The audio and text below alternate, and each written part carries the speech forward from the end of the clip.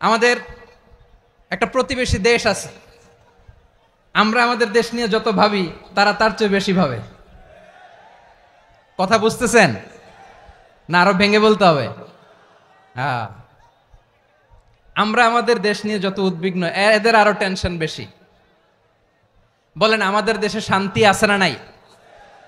আমরা হিন্দু মুসলিমে কখনো দাঙ্গা লাগে? আসতে বলেন, কেন লাগে? ওদের পূজা পর্বণে আমাদের মাদ্রাসার ছেলেরা যে পাহারা দেয়, চিল্লায় বলেন ঠিক কিনা? আমাদের তাফসির মাহফিলের সময় ওরা ডিস্টার্ব করেন, ঢোল বাজায় না। ওদের পূজা পর্বণের সময় আমাদের তাফসির মাহফিলের ডেট হলে আমরা চেঞ্জ করে দেই। সুবহানাল্লাহ, কি সাম্প্রদায়িক সম্প্রীতির রোল মডেল। আর ওই বাংলাদেশের ব্যাপারে তারা অনেক ডিস ইনফরমেশন ছড়াচ্ছিল। ভারতের অনেকগুলো গণমাধ্যম, আমি জেনারেলাইজ করব না, আমাদের প্রতিবেশী দেশের সব গণমাধ্যমকে আমি দোষ দিতে চাই না, অনেকগুলো গণমাধ্যম তারা ডিস ইনফরমেশন শেয়ার করেছে।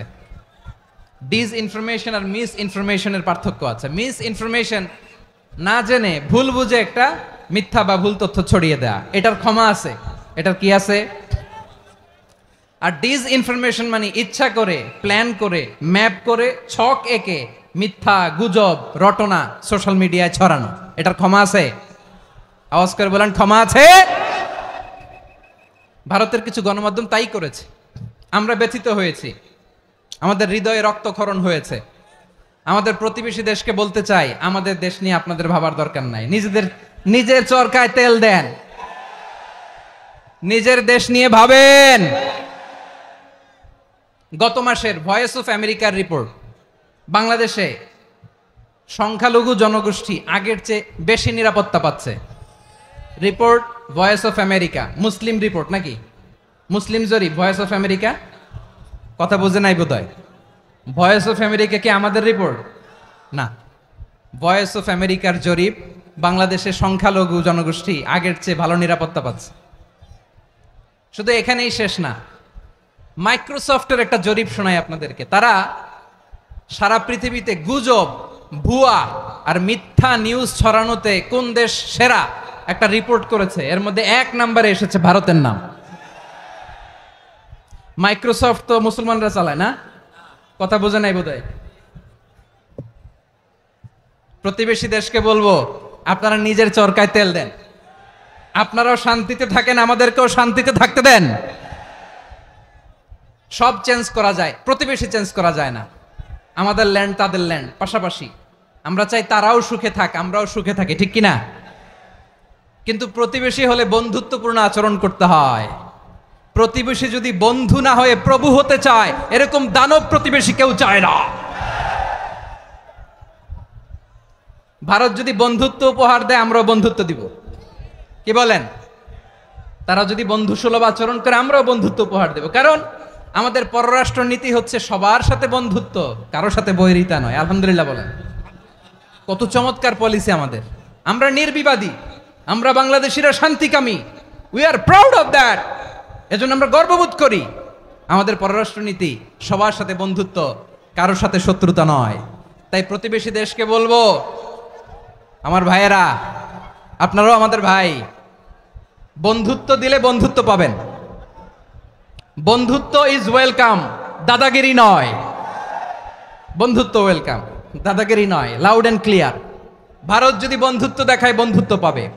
কিন্তু ভারত যদি বাংলাদেশে আধিপত্যবাদ বিস্তার করতে চায়, বাংলাদেশের 18 কোটি জনগণ সেটা রুখে দেবে।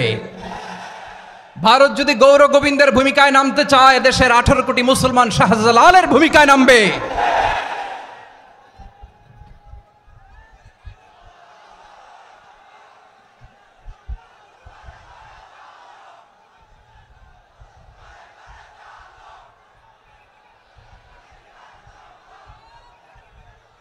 প্রিয় ভাইয়েরা, আমরা বন্ধুত্বে বিশ্বাসী, শত্রুতায় নই, ঠিক কিনা বলেন? আল্লাহ আমাদেরকে বোঝার তৌফিক দান করুক। তাহলে এই যে তারা বলেছে এদেশে সংখ্যালঘুরা কষ্টে আছে, দুঃখে আছে, এটা কি ঠিক? বলেন, এটা কি ঠিক? না, তারা ডিস ইনফরমেশন শেয়ার করেছে, এটা ঠিক নয়।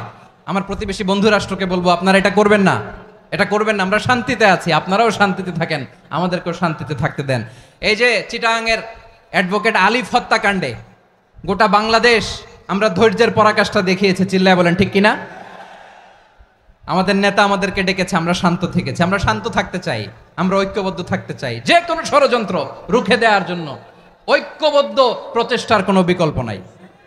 তাই আজকের আলোচনার ছোট্ট একটা টপিক আমি শিরোনাম ঠিক করেছি, আমাদের জীবনে, সমাজ জীবনে, ধর্মীয় জীবনে, রাষ্ট্রীয় জীবনে ঐক্যবদ্ধ থাকার গুরুত্ব। এবার আওয়াজ করে পেকুয়ার ভাইয়েরা বলেন, আমরা ঐক্যবদ্ধ জীবনযাপন করতে চাই কি চাই না? আল্লাহ তাআলা সে নির্দেশনাই দিচ্ছেন।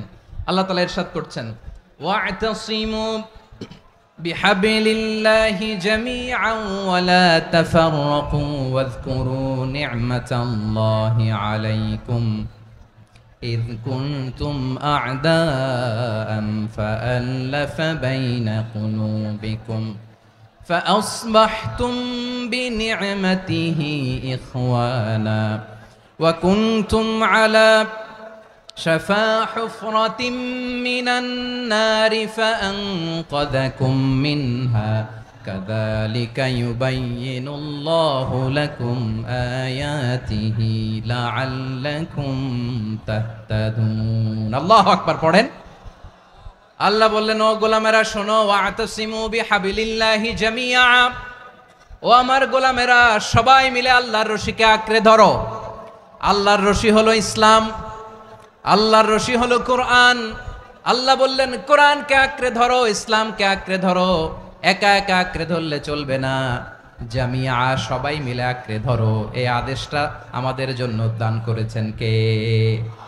আল্লাহ তাআলার নির্দেশ, ওয়া'তাসিমু বিহাবলিল্লাহি জামিআ,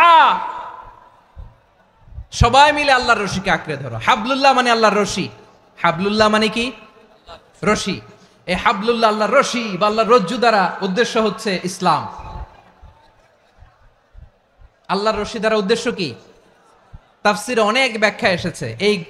এরকম পরিস্থিতিতে তাফসিরের সূক্ষ্ম সূক্ষ্ম বিষয়গুলো আমরা শোনাতে চাই, কিন্তু পরিবেশ হয়ে ওঠে না।